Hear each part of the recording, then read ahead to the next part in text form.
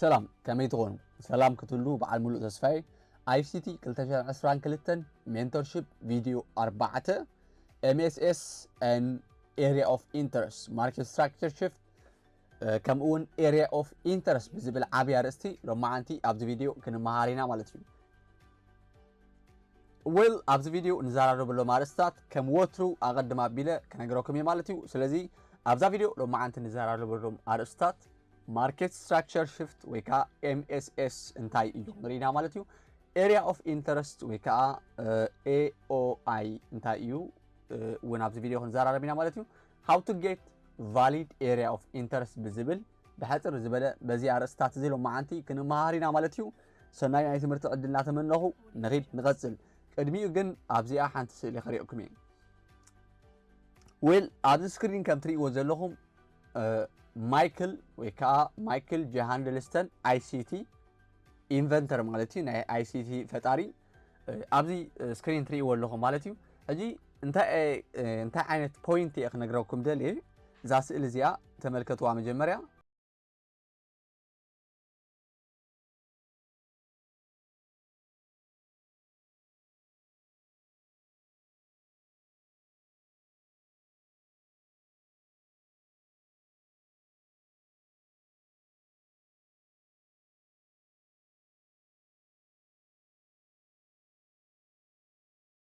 ነገር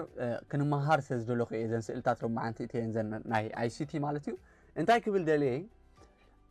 ኣብ ናይ ICT ትምህርቲ ኣነ ከም ተማሃራይ ኣብ ዝመሃረሉ ዝነበርኩ እዋን ብዙሕ ነገራት ይደጋገመኒ ነይሩ ብዛዕባ ማርኬት ስትራክቸር ሽፍት ብዙሕ ግዜ ይደጋገም ብዛዕባ ፌር ቫልዩ ጋብ ኦልሬዲ ዝተማሃርክዎ ነገር ግን እዞም ዝተማሃርክዎም ነገራት ክመሃር ከለኹ ኩሉ ግዜ ኣለው ትምህርቲ ኦኬ ሞዚኣቶም ዳፈልጦም እንዴ ንምንታይ ነዚ ቪድዮ እዚ ይርኢ ኣለኹ ዝብል حتى يفترة اللي نيرو مالتيو سو لما عند تاكل لكم إلى أبدا سئلي كم تري وزلهم مالتيو أبدا سئلي زلوا سب حدا إيو من أربعة نتائج في اللي تلكمني أبدا تري وزلهم حجي أبدا سمايا وحبر بزيح وزلوا سئلي من أربعة نتاع سئلي بروس أورك تري أيكالكم زلهم برجس كن مايكل زبال سب أبدا سكرين كم زلوا تري لهم جن التسئلي دايكم تري وزلهم بر نص رايكون التسئلي which means ICT concept كن مارك ولنا عند هذا كسب حجي سفر بزح نجار بزح information أكيبكم علىهم بزحاتون تريد كتجبروا تقولوا يخم مالتيو جن أتي نعينكم كالكيل وزلوا نجارات بمد جامز مثلا ICT زرنا نابين أنا مثلا عند حالكمني ناب حنتي point يعني مثلا إذا point خنت عند حالكمني حدا نت ماركت حدا نصر زخانة مرجع نخلوه كاي مالت هذا نصر زخانة سئلي بزعبات ماركت نخلوه كاي بزعبات نسخات قبروا زلخ أنا جرسي هذا نصر زخانة ترديد نخلوه كا إخات مهار مالتيو سلزي نزي أنا وندس أرز الله ويهون نزي ناقن مهار نفتن زلنا سو من أربعة نجارات كداعجهم يهول اليوم سلزي نجارات كداعجهم خلوه زخانة confusion كيف ترولكم من النجار كيف ترولكم لو ما عندنا زاس الزيا أمس زخانة لسن كبكم يفتينا تسفى جبركا دهون point راهبكم كتكونوا مالتيو ويل أبزي خانت يالنا أبزي حالف حطوا حاتيتوكم ليرة كم يجوا زايلة هيبكم ليرة باكتس نقد جبرو لو ما عندك قد من أبزي تمرت متاونا حنت حطوا حاتوكم يد حريقو كما هيرنا مستوى دانا نزا فيديو تمليسكم نزا حطوا كتري وايكم مالتيو وكانت ناتكم ملسي كتري وايكم أبزي سكرين كم تري وزن لهم انتهى على A كم أخا B على مالتيو sorry أبزي A لنا أبزي خا B لنا مالتيو so كابزوم N كابين market structure shift أنتي أتخكل إيهم كتملص مالتيو وي A وي كابيل كم يوم كتملص لكم سلزي أبتهم تري وزلهم market انت حات ورد نيرو لحري وريدو كابزيلو market structure shift فتيرو مالتيو أبزخا ماركت أبتحت ورد نيرو نهري خمزيلو نلعالي وهتس نيرو نداوت أقول لها خمزيلو ماركت structure shift فتيرو مالتيو ما أزونو قيرو مالتيو أبزخا كم تري وزن لهم سلازي كاب إن كاب بين تا تغكل زغونة ملسي أينتي أنا أخاتكم نزا فيديو أتو أبيلكم رأي وايكم لحريون هزي تمرت مستمهارنا أينا إيو valid market structure shift نبلو ويكا market structure shift كحسب زخل ተመሊስኩም ክትሪእዎ ኢኹም ማለት እዩ ስለዚ ናብቲ ናይ ሎሚ ትምህርትና ንቐጽል ሎማዓንቲ ኣቐድም ኣቢልና ብዛዕባ ማርኬት ስትራክቸር ሽፍት ኢና ክንመሃር ማለት እዩ ስለዚ ማርኬት ስትራክቸር ሽፍት እንታይ እዩ ኢልና ኣብ ዝሓለፈ ቪድዮታት ተማሂርና ነርና ኢና ማርኬት ስትራክቸር ሽፍት ማለት ሓደ ናይ ማርኬት ለውጢ ክኸውን ከሎ ማርኬት ኣብ ዝኾነ ደረጃ ምስ በጽሐ ወይ ከዓ ማእዝኑ ክቕይር ከሎ ዝርአ ምቅያር ወይ ከዓ ዝርአ ዓሸራ እዩ ወይ ከዓ እዞም ቢግ ኢንስቲትዩሽንስ ትሬድ ክገብሩ ከለዉ ካብ ሓደ ማእዝን ኣብ ሓደ ማእዝን ኣንፈቶም ክቕይሩ ከለዉ ዝገድፍዎ ዓሸራ እዩ ነዛ ዓሸራ እዚ ተጠቂምና ከዓ ንሕና ትሬድ ክንገብር ወይ ከዓ ከም ኮንፊርሜሽን ክንጥቀመሉ ንኽእል እዩ ኢልና ተማሂርና ነርና ብዛዕባ ማርኬት ስትራክቸር ሽፍት ማለት እዩ ስለዚ ቫሊድ ዝኾነ ማርኬት ስትራክቸር ሽፍት ብኸመይ ኢና ንረክብ ንኽእል ሕጂ ሓደ ነገር ማርኬት ስትራክቸር ሽፍት ክንብሎ ንኽእል ሲ ከመይ እዩ ምስ ዝኸውን እዩ እንዳሕልኩምኒ ሓደ ነገር እንድሕር ማርኬት ስትራክቸር ሽፍት ክንብሎ ተኾይና መጀመርያ እንታይ ክህልዎ ክኽእል ኣሎ ኤሪያ ኦፍ ኢንተረስት ክኸውን ኣሎ ኣብ ኤሪያ ኦፍ ኢንተረስት ድዩ ዘሎ ኢና ክንርኢ ዘለና ማለት ስለዚ ኣብዚ ከይ ንኣብነት ኣብ ኤሪያ ኦፍ ኢንተረስት ድዩ ዘሎ ኢና ኣለና ግን ስቲል ንበል ማርኬት ኣብዚ ከም ትሪእዎ ዘለኹም ንታሕቲ ይወርድ ነይሩ ኦኬ እዚኣ ምናልባት ዝፋ ማርኬት ንታሕቲ ይወርድ ነይሩ ድሕሪ ከምዚ እንዳበለኻ ንላዕሊ ተመሊሱ ሕጂ ኤሪያ ኦፍ ኢንተረስት ድዩ ዘሎ ኣትሊስት ኣብቲ ፕሪሚየም ኤንድ ዲስካውንት ዝበሃል ነገር ድዩ ዘሎ ኣትዩ ድዩ ምስ ኣተወ ዲና ወይ እውን ኣብ ዝሓለፈ ትምህርትና ብዛዕባ ሊኩዲቲ ከምኡ ከዓ ብዛዕባ ኢምባላንስ ክንመሃር ከለና እንታይ ኢልና ነርና ማርኬት ናብ ክልተ ማእዝን እዩ ዝንቀሳቐስ ተቐዳማይ ሊኩዲቲ ንምርካብ እዩ ስቶፕ ሎስ ንምርካብ እዩ ኣብቲ ናይ ሳፖርት ኤንድ ሬዚስታንስ ትሬደርስ ከይዱ ሊኩዲቲ ንምርካብ እዩ ተባሂልና ነርና ኣት ዘ ሴም ታይም ከዓ እንታይ ኢልና ነርና ሓደ ግዜ ኢምባላንስ ከጋጥም ከሎ ኢንሳፊሽንሲ ከጋጥም ከሎ እንታይ ኢልና ነርና ማርኬት ነቲ ኢምባላንስ ባላንስ ንክገብር ይኸይድ ኢልና ነርና ማለት እዩ which means እንድሕር ደኣ ሓደ ማርኬት ስትራክቸር ሽፍት ክንብሎ ተኸሊና መጀመርያ እንታይ ክረክብ ክኽእል ኣለዎ ንብላ ኣለና ማለት መጀመርያ ወይ ሊኩዲቲ ክወስድ ኣለዎ ወይ ከዓ ኢምባላንስ ባላንስ ክገብር ክኽእል ኣለዎ ኢና ንብል ዘለና ማለት እዩ ሕጂ እዚኦም ኣብ ዝሓለፈ ትምህርትና እንታይ ኢልና ነርና ማርኬት ናብ ዝኾነ ማእዝን ይንቀሳቐስ ድሕሪ ማርኬት ስትራክቸር ክገብር ከሎ ፓተርን ጥራይ ኢና ሪእና ነርና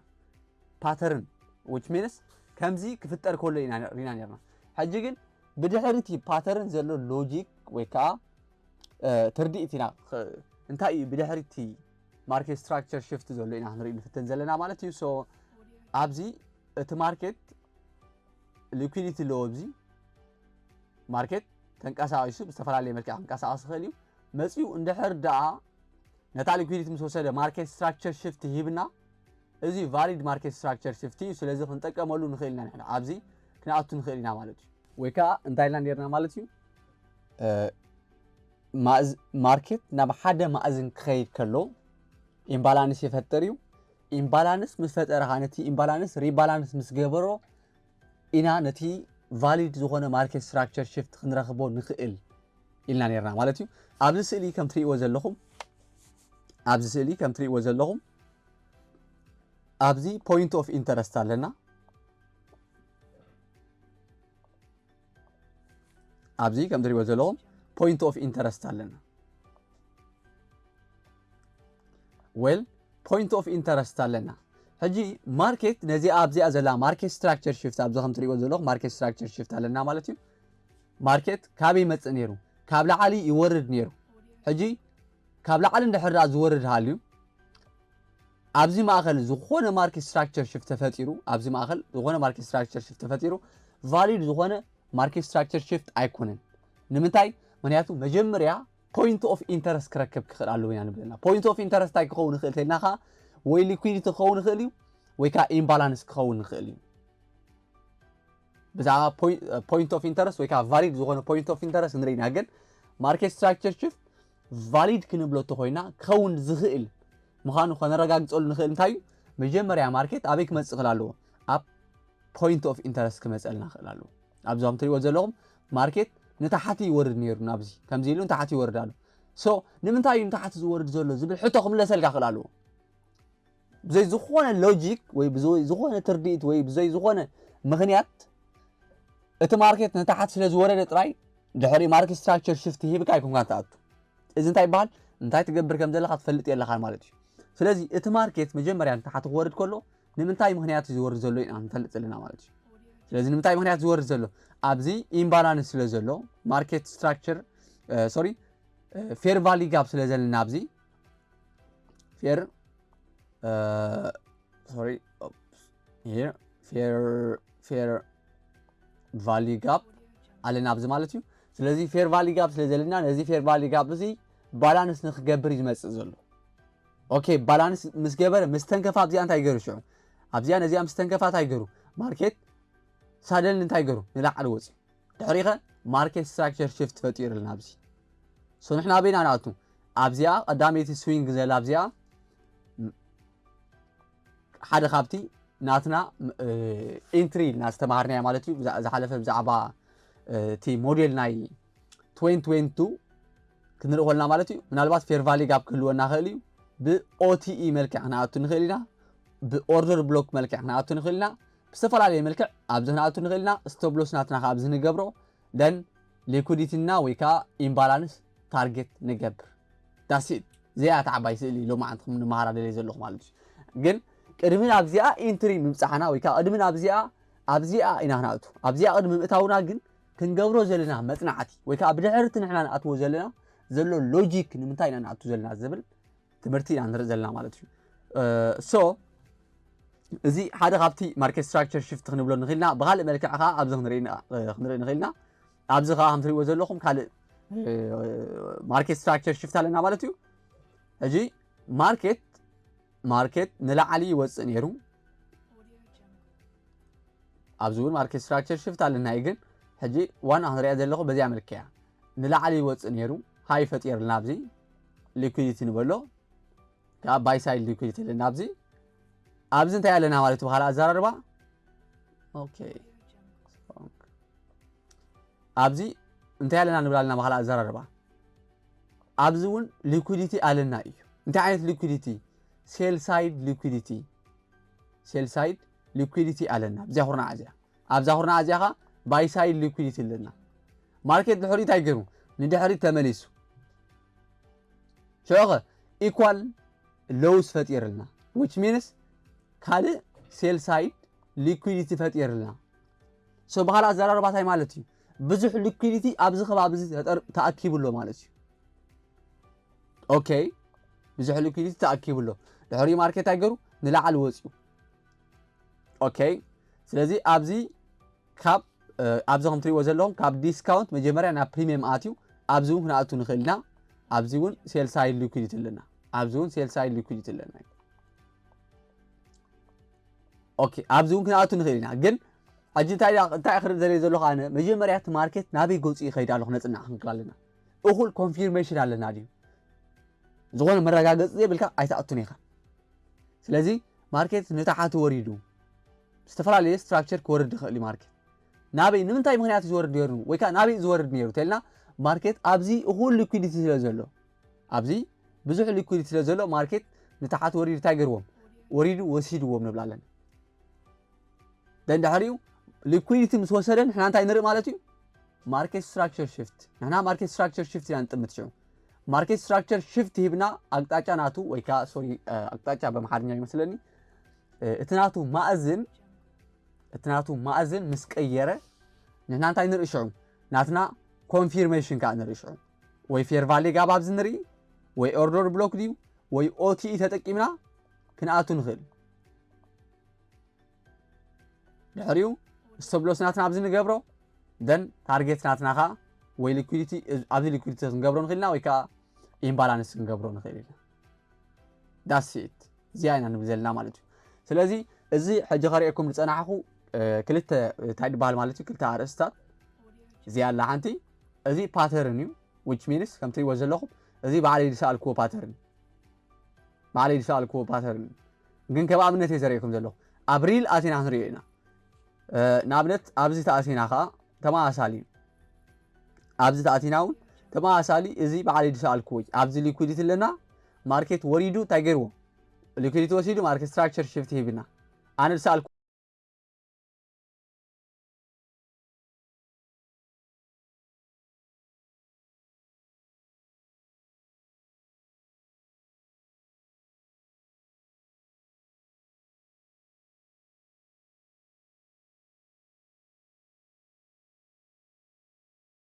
ስእሊ እዚ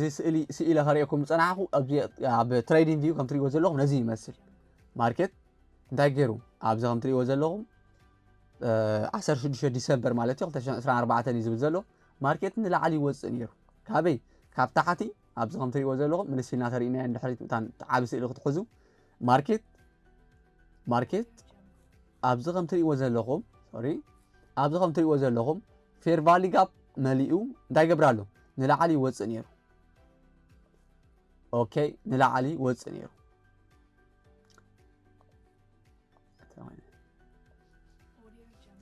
ማርኬት ንላዕሊ ኣብ ዝወፀሉ ዝነበረ ወቅቲ እንታይ ገዲፉ ማለት እዩ ኣብዚ ከም ትሪእዎ ዘለኹም ፌር ቫሊ ጋፕ ኣለና ኣብዚ ኦኬ ስለዚ ማርኬት ንታሕቲ ክወርድ ይኽእል እዩ ዝብል ግምት ኣለና ማለት እዩ ኣብ ዴይሊ ታይም ፍሬም እየ ዘለኹ ኣብ ሎወር ታይም ፍሬም ኣቲና እውን ንሪኦ ንኽእል ኢና ማርኬት ንታሕቲ ክወርድ ይኽእል እዩ ኣት ደ ሴም ታይም እንታይ ኣላትና ኣብዚኣ ከዓ ነዚኣ ክመርፀላ ዝገበረትኒ ኣብዚኣ ከዓ ኦርደር ብሎክ ኣላትና እያ ቫሊድ ዝኾነ ኤሪያ ኦፍ ኢንተረስት ዝበሃል እዚ ኦርደር ብሎክ እውን ኣለና ይብዚ ሶ ማርኬት ክገብር ይኽእል እዩ ኦኬ ክምለስ ይኽእል እዩ ኢልና ነርና ማርኬት ንላዕሊ ወፂኡ ዳስ ፋይን ስቲል ፋይን ሶ ከም ትሪእዎ ዘለኹም እንታይ ገይሩ ማርኬት ንታሕቲ ወሪዱ ኦኬ ወሪዱ ኣበይ ክትንክፈላ ኣለዎ ኣብዛ ኤሪያ ኦፍ ኢንተረስት እዚኣ ኣብዚኣ ፌር ቫሊ ጋፕ እዚኣ ምስ ተንከፈ እያ ኣነ ማርኬት ስትራክቸር ሽፍት ዝርኢ ማለት እዩ ኦኬ ደን ከም ትሪእዎ ዘለኹም እንታይ ገይሩ ሽዑ እንድሕር ዳ ትረኣየኩም ተላ ኣይ ዶንት ኖ ኣብዚ ታሕቲ ክወርድ ይኽእል እዩ ከም ትሪእዎ ዘለኹም ፎር ኣወር ምሳኣተና ማለት እዩ ማርኬት እንታይ ገይሩ ጀስት ወሪዱ ንታሕቲ ኣብዚኣ ተንኪፉ ኣብዚኣ ድበልናያ ማለት ኣብዚኣ ምስ ተንከፈ ማርኬት ስትራክቸር ሽፍት ይብና ሽዑ ኣብዚ ከም ትሪእዎ ዘለኹም ማርኬት ስትራክቸር ሽፍት ኣብዚ ኣለና እዩ ድሕሪ ማርኬት ተመሊሱ ኣብዚ ከባቢ እዚ ክንኣቱ ንኽእል ኢና ማለት እዩ ስለዚ እታ በዚ መልክዕ ብስእሊ መልክዕ ክንሪኣ ዝፀናሕና ማለት እዩ ብስእሊ መልክዕ ክንሪኣ ዝፀናሕና ሰያ ነይራ ኣብዚ ምናልባት ኣነ ከርዳእኩም ኢለ ፍሕየ ግን መጀመርያ ማርኬት ፖይንት ኦፍ ኢንተረስት መሪፅና ወሪዱ ናትና ኤሪያ ኦፍ ኢንተረስት ምስ ተንከፈ ኢና ማርኬት ስትራክቸር ሽፍት ንፅበ ንብል ዘለና ኣብ ሎወር ታይም ፍሬም ኢና ስፔሻሊ ማርኬት ስትራክቸር ሽፍት ንርኢ ማለት እዩ ኣብ ዴይሊ ምናልባት ዘይክረኣየና ክእል እዩ ኣብ 15 ደቂቕ ኣብ 5 ደቂቕ ኣብ 3 ደቂቕ ኣብ 2 ደቂቕ ወሪድኩም ተሪኢኹሞ ግን ክረኣየና ክእል እዩ ማለት እዩ እታ ካልአይቲ ኸ ኣብ ዲኤክስዋይ የዳልያ ዘለኹ እታ ዲኤክስዋይ ኣብዞም ትሪእዋ ዘለኹም እዚኣ እያ ማርኬት እንታይ ገይሩ መጀመርያ ማርኬት ንላዕሊ ወፂኡ ኣብዞም ትሪእዎ ዘለኹም እንታይ ረኺቡ ሊኩዊዲቲ ረኺቡ እዚ ድሕሪኡ ኸ ንድሕሪት ተመሊሱ ኢኳል ለውስ ፈጢሩ ድሕሪ ኢኳል ለውስ ምፈጠረ ኣብ ፕሪሚየም ኣትዩ ኣብዚ ፕሪሚየም እዚ ክንኣቱ ንኽእል ነርና ኢና ድሕሪ ማርኬት ወሪዱ ሊኩዊዲቲ ምስ ወሰደ እዩ ንላዕሊ ንክኸይድ ኤክስፔክት ንገብር ዘለና ማለት ሶ ፕሌይ ተገርናዮ ኣብዚ ከም ትሪእዎ ዘለኹም ማርኬት ብዝተፈላለየ ቅርፂ ክወርድ ይኽእል እዩ ግድን ኣይኮነን በዚ ፓተርን ዝወርድ ፓተርን ክትሪኡ የብልኩምን እዚ ኣነ ንመረዲ ኢለ ዘዳለኹ እዩ ከም ትሪእዎ ዘለኹም ማርኬት ወሪዱ እንታይ ገይሩ ማለት እዩ ሊኩዊዲቲ ወሲድልና ቦዝ እዞም ለውስ ኢኳል ለውስ ኣብዚ ዝነበሩ ወሲድልና ኣሎ ንብል ኣለና ሶ ካብዚ ኢና ድሕሪኡ እንታይ ንፅበ ማለት እዩ ማርኬት ስትራክቸር ሽፍት ንፅበ ማለት እዩ ካብዚ ሊኩዊዲቲ ምስ ወሰደ ማርኬት ስትራክቸር ሽፍት ንፅበ ንኽእል ኢና ድሕሪኡ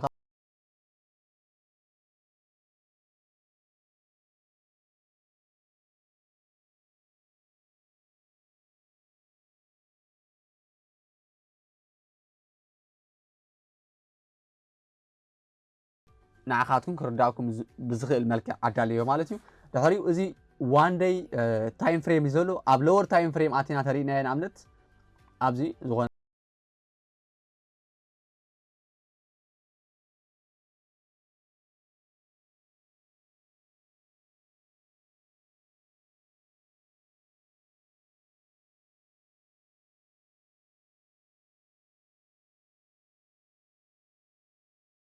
ዘለኹም ኣብ ዝተፈላለየ ቦታ ክንኣቱ ንኽእል ነርና ኢና ማለት እዩ እዚ ኢቨን 1 ኣወር እቶም ትሬድ ትገብሩ ትፈልጥዎ ኣብ 1 ኣወር ከማን ኣይእቶን እዩ ማለት እዩ ኣብ ትሬዲንግ ኣብ 15 ሞስትሊ ማለት እዩ እንድሕር ደኣ ኢንትራዴይ ትሬደር ተኾንኩም 1 ኣወር ኣይኮንኩም ትኣቱ ጀስት 15 ደቂቕ 5 ደቂቕ ከም ዝጥቀሙ ስዊንግ ትሬደር ፖዚሽን ትሬደር ተኾንኩም 1 ኣወር እውን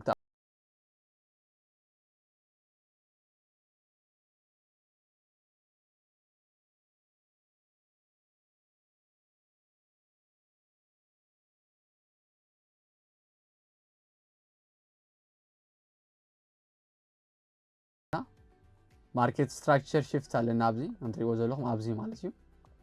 ደንታይ ገርና ሸው ኣብዚ ክንኣቱ ንኽእል ኢና ኣብዚ ኣቲና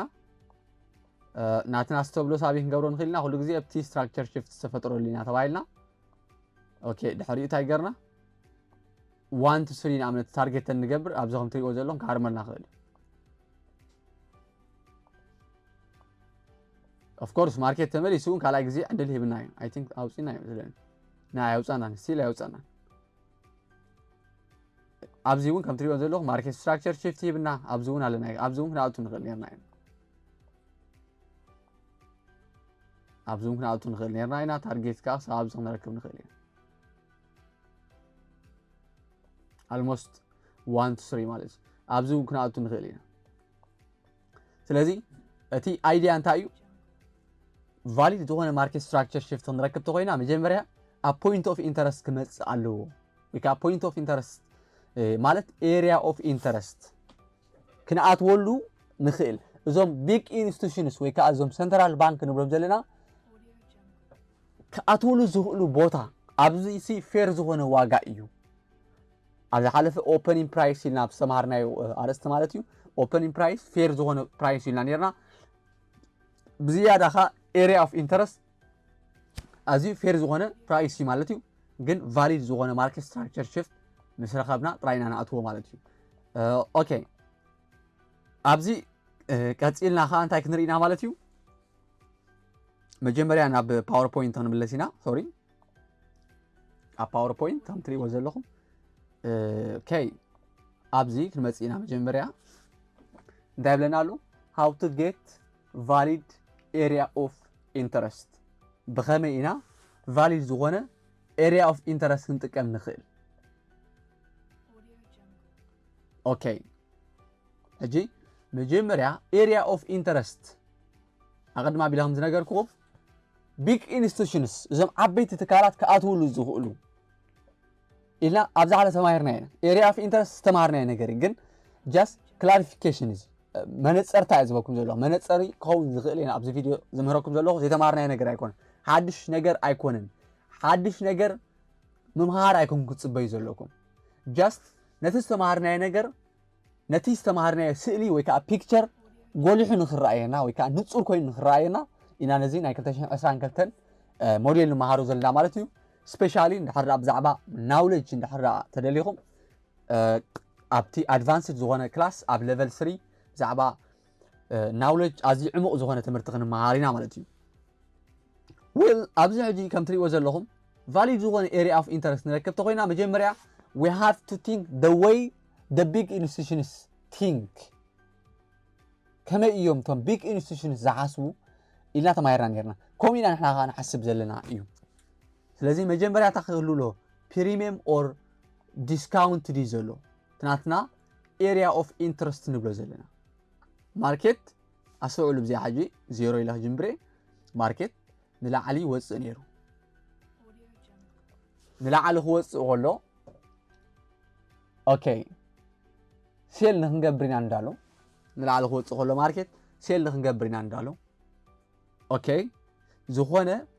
ኤሪያ ኦፍ ኢንተረስት ኣይረኸብና ወይ ከዓ ንበል ኣብዚ ሊኩዊዲቲ ኣለና ኣብዚ ሊኩዊዲቲ ኣለና ማርኬት እንታይ ገይሩ ወሲዱ ሊኩዊዲቲ ወሲዱ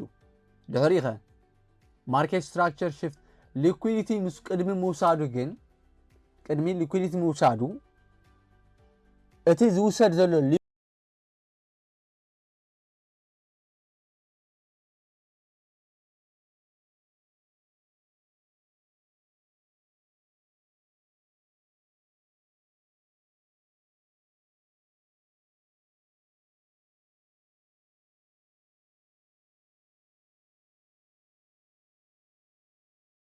ኤሪያ ኦፍ ኢንተረስት ኣበይ ክኸውን ክኽእል ኣለዎ እንድሕር ባይ ክንገብር ተኾይና ኣብ ዲስካውንት ምዃኑ ክነረጋግፅ ክንክእል ኣለና ኤሪያ ኦፍ ኢንተረስት ናትና ኣብ ዲስካውንት ዲ ዘሎ ክንፈልጥ ክንክእል ኣለና ማርኬት መፅዩ ነዛ ኤሪያ ኦፍ ኢንተረስት እዚኣ እንድሕር ተተኪፍዋ ኣይትኸውን እያ ኣብዚኣ ፌር ቫሊ ጋብ ክትህሉ ትኽእል እያ ኦርደር ብሎክ ክትህሉ ትኽእል እያ ግን እንድሕር ንዓኣ ተኪፉ ማርኬት ስትራክቸር ሽፍት ሂብና valid ዝኾነት area of interest ኣይኮነትን ለዚ ክንጥንቀቕ ክንክእል ኣለና ማለት እዩ ስለዚ ኮይን liquidity ክገብረና ኢና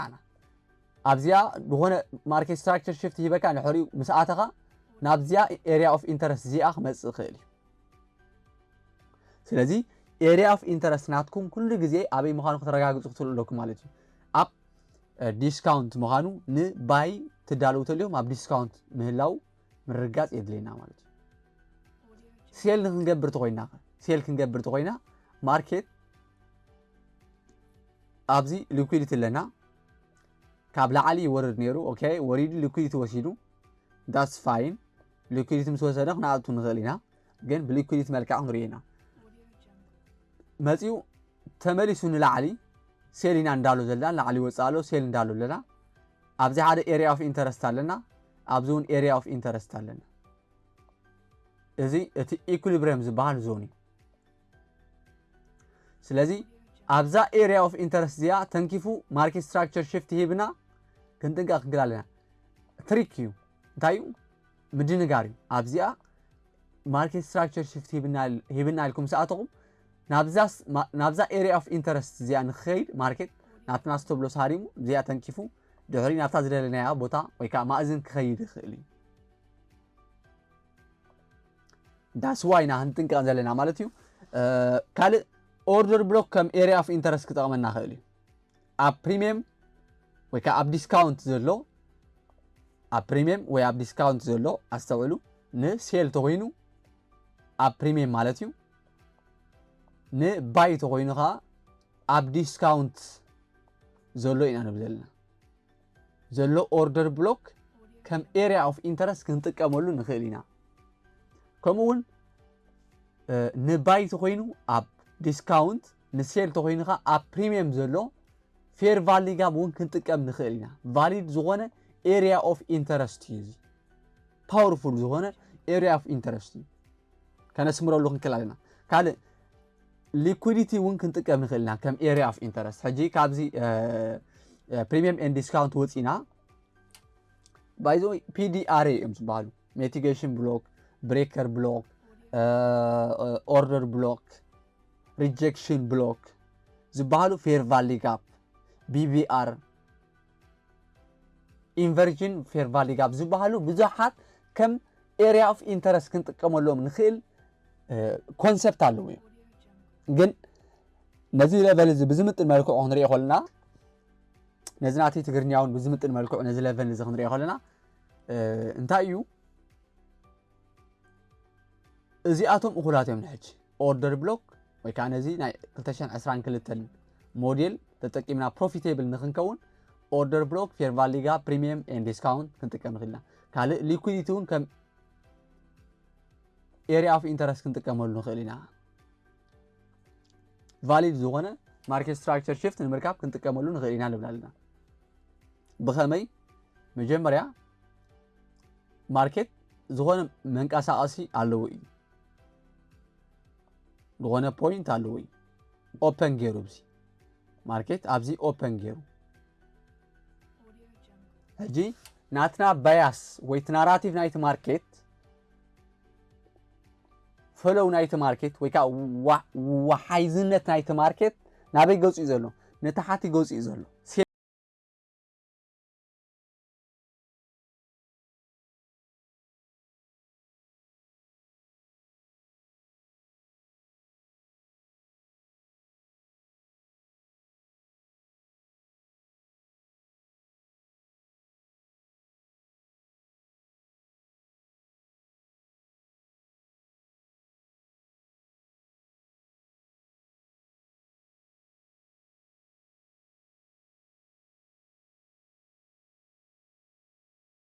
ናትና ባያስ ንታሕቲ ገፁ እዩ ዘሎ ንብል ኣለና ስለዚ እንድሕር ዳኣ ማርኬት ተመሊሱ ነዛ ሊኩዊዲቲ እዚኣ ወሲድዋ ሊኩዊዲቲ ኣብዚ ወሲዱ ንብል ኣለና ማለት እዩ ሊኩዊዲቲ ምስ ወሰደ እንታይ ክንፅበ ንኽእል ኢና ማርኬት ስትራክቸር ሽፍት ንምንታይ ምክንያቱ ኦቨርኦል እቲ ናቱ ማእዝን ናይቲ ማርኬት ንታሕቲ ስለ ዘሎ ወይ ከዓ ቢሪሽ ስለ ዘሎ ማርኬት ስትራክቸር ሽፍት ክንፅበ ንኽእል ኢና ከም ሊኩዊዲቲ ስለዚ ሊኩዊዲቲ ከም ኤሪያ ኦፍ ኢንተረስት ክንጥቀመሉ ተኮይና መጀመርያ ታክረክብ ክእል ኣለዎ እኹል ዝኾነ ሊኩዊዲቲ እሞኻ ኣብ ፕሪሚየም ወይ ከዓ ዲስካውንት ዞን ስለዚ liquidity ون كم area of interest كنتكملو نخلينا بزمركع مالتيو so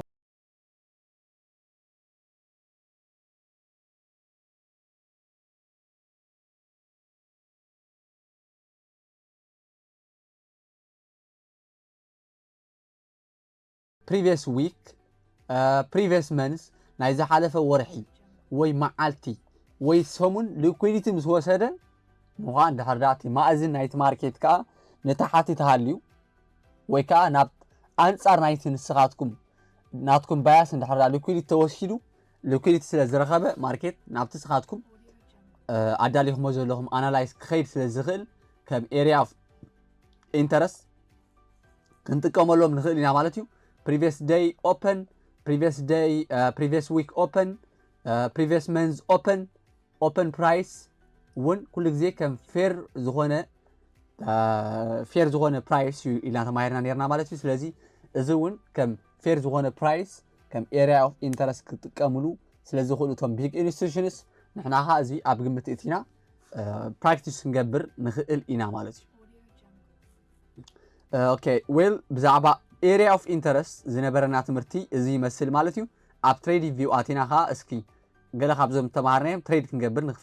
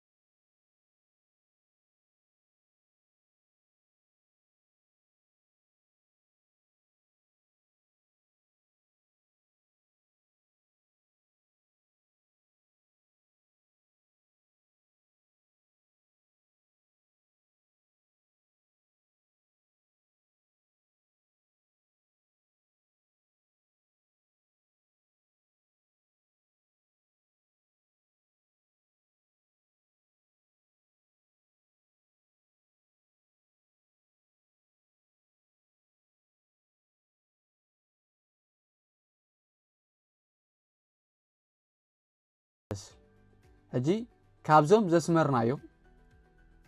valid زغونه area of interest تاينايو تلكمني من جمريا زي عنرياينا اب بريميوم سلازولو مخا نحنا باي نخنقبر سندالو زلنا دايكون ايكلني مالتي ازيا valid ايكونتن زياون valid ايكونت كابزياتن اينتي valid تلكمني اذا بزي ازلا ان اذا بزي ازلا بيني كل غزي اندحر دا كلته valid زغونه area of interest ويكا fair value gap ترخيبنا إلى زحالة فنتاي تماهرنا ليرنا لتقداميت زلا توسيدنا يا تمرات إيو تخاليتي كم استوبلوس كنجبر عن خيرنا استوبلوس ناتنا بزخباب كنجبرون خيرنا شو سلسة تقداميت وسدات خوينا زي تقداميت زي ماركت تايجرو مسي وريدو تنكيفوا أنتري وزلو كونسوليديت غير نيرو ليكويت رخيبو لحوري ماركت ستراكشر شفتي بنا أبيكنا أتون خيلنا نحنا شو سمارت أبزون أتون خيلنا نصور أبزون كنا أتون خيلنا أبزون تري وزلو فير فالي كابالنا يو كنا أتون خيلنا لأن مساعتنا ستوبلوس ناتنا أبز خباب خنجورون خيلنا كم تري وزلو بو مسرتكا تي ماركت بزيج بابة نحنا ندوليو مازن تجاعزو liquidity أبزلنا نزل liquidity target نجبر نيرنا liquidity مهارة ملان يورو مالتي دن دحرين تايجيرو ماركت نلا علي أبزو وصلوا زنا برخا دحري تايجيرو أبزي أتايجيرو area of interest قريف لنا له أوكي إذا area of interest زيا valid ديا مجنون مرينا نري valid ديا سلازي كابزي أوكي جنبيرنا زيا كأيحت مثلا زلا بالسكرين سوري بوب تقبر زلا سبسكرايب زي قبر كايوم ناي بريميوم برو علمو جنزب كفل بلون لو I don't know انستال كقبره لأنه مثلني ዝኾነ እስኪ እንዳርዳእ ትፈልጥዎ ነገር ተልዩ ሳጀስት ግበሩኒ ኢኹም እዚ ናይ ፕሪሚየም ፕሮ ኣብ ኣፍሪቃ ከለኹ ዝጥቀመሉ ዝነበርኩ ኢንስታል ገይረ ከለኹ ኢቭን ፖፕ እናገበረ ሸግረን ኣሎ ማለት እናመፀ ስለዚ ካብዚኣ ዘላታ እንዳሕዳ ተዘ